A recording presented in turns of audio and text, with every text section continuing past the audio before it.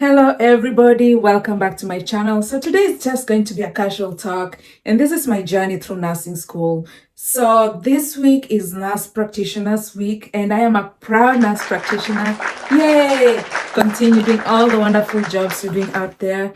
As one of them, I wanted to come on and just share my experience through nursing school. So I started out in the healthcare field in 2007, just after I moved here to the United States.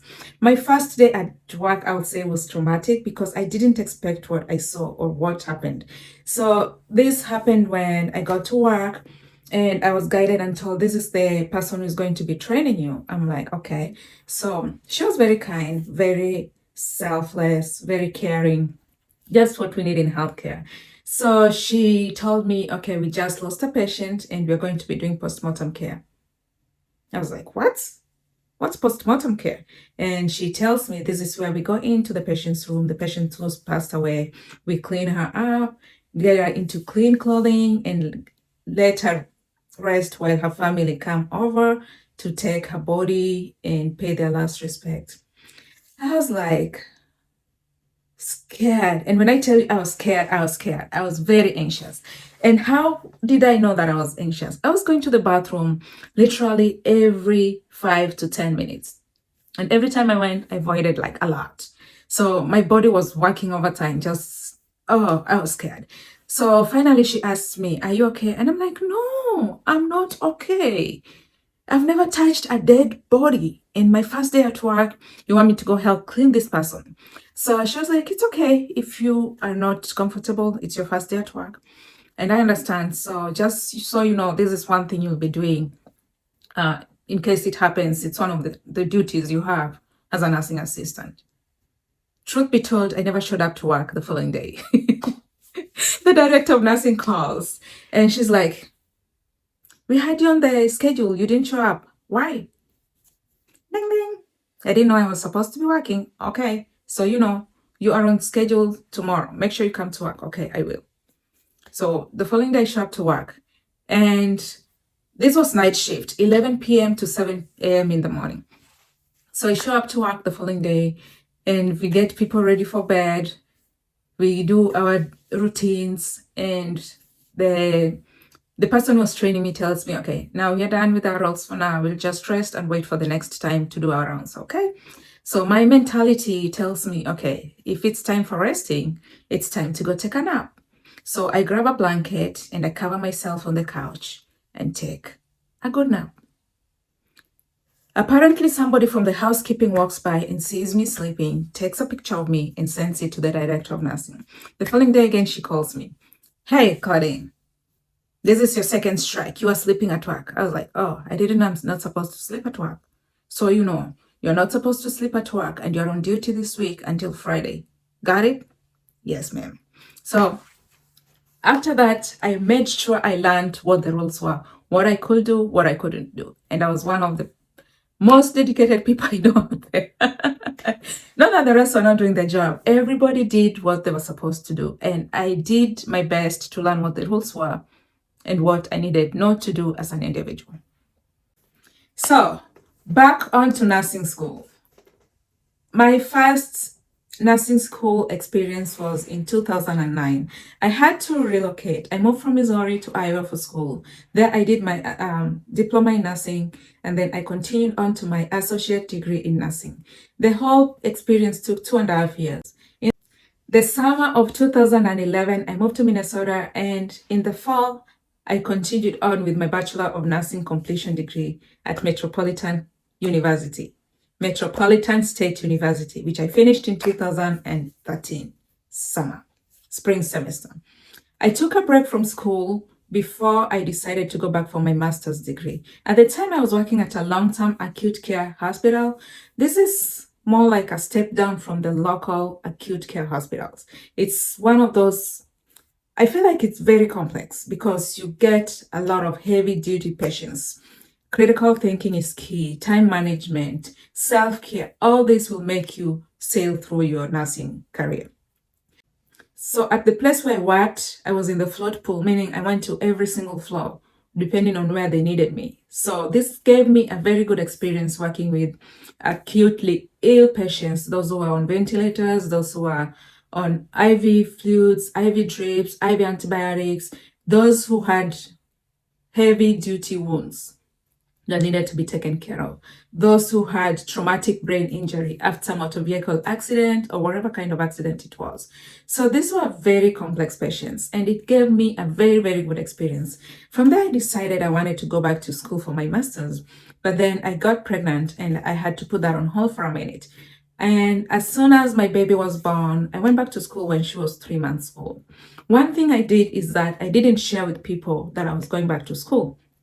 I shared with one or two people, and both of them were so negative. One of them was like, how can you go back to school and you're pregnant? Because I had to apply for school when I was pregnant. And during the process, I needed reference, professional reference for my application. So I talked to these ladies, and yes, one of them wrote me the reference letter that I needed. But then she was so negative. She was like, man, how are you going to do this? Why don't you take care of your baby first and then go back to school? So since then, I told myself I'm not going to share with anybody. And apparently, a lot of my friends didn't even know that I was in school because I never shared. And this is because I didn't want the negative vibes in my life. No. And that's what you need to do too. If you find somebody who's only pouring negativity into your life, I would recommend just take a break from them or don't share your information with them, because you only want to share it with that person who has the best interest in you, who's going to encourage you and show you the path and give you motivational interests. Anyhow, I ended up going back to school for my master's when my little girl was only 3 months old. That was tough, but I needed to do it. So anyhow, I went back to school. I got my master's in adult gerontological acute care nurse practitioner, which was, it was supposed to be a 3-year degree. And I started out part-time, but then, and this is just to help me balance between life, school, career, and marriage, because I still wanted to go back to school. But at the same time, I wanted to continue working because I needed money for my regular bills and money for my tuition as well. I got my degree and I took a break from that after I graduated.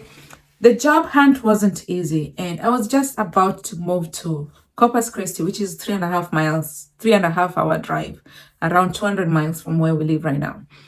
And when I was just about to move, I had already booked hotel for the week. I was just like ready. I had turned in my resignation from my work. I was ready to go. And then I got the call I was waiting for from my current employer. They were like, so we are calling to give you your official offer of your job. Are you going to take it? Of course, I took the job. Who wants to move away from family? So it's just one of those things you say, God's timing is the best. So I ended up staying in Houston. I took the job. And I've been working at that job for the last 4.5 years, going into 5. My goal was 1 year because I was like, I can't work in this environment. It's just not for me. But I love my job. I love what I do. I love making a difference. So I ended up going back to school for my doctorate degree. When I went back to school, my first huge paper was due when my sister passed away. And that threw me off the cliff. So with that paper, you had a chance to make corrections and resubmit. But with all this that was going on, I wasn't even ready to just sit down and do anything. I was stressed out. So I told myself, if this is the class that's going to make me fail and drop out of school, let it be. But I need to mourn my sister the right way. I resubmitted my paper with barely no corrections from it, even though the instructor had written so many things that I needed to correct. So I emailed her and I told her, this is the best I could do. This is what's going on. I am in stress. Right now, I'm not even in the country. I had to travel out for my sister's funeral. If you can allow me time to resubmit, that would be really, really appreciated. And she was very kind. So she allowed me to resubmit with a 5% deduction. You know what that means to your grade. Those who've been to school, you know that. That is huge. I was like, you know what? I'm going to take it. 95%, that's still my target goal. So when I came back, I was exhausted physically, mentally, emotionally. I was tired. But I said I had to create time and work on this. Because she asked me, when are you coming back? I even had to send her my itinerary showing her when I'm coming back. So she told me, when you come back, I'll give you 3 days to resubmit your paper. So I was like, okay, that's cool. 3 days, 1 day to recoup from the jet lag, and then 1 day to just focus on this, like focus. So that was really interesting. I ended up working on that. I finished it, I resubmitted it, and God is good. All went well.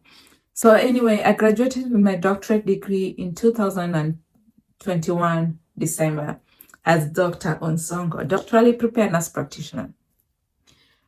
And I thought I was done with school, but then my place of work, we see a lot of mental health patients. And mental health is one of those places I promised I would never work at. So I told myself, this is interesting. Let me see if I can go back to school for this. And lo and behold, I went back to school for postgraduate certification in mental health.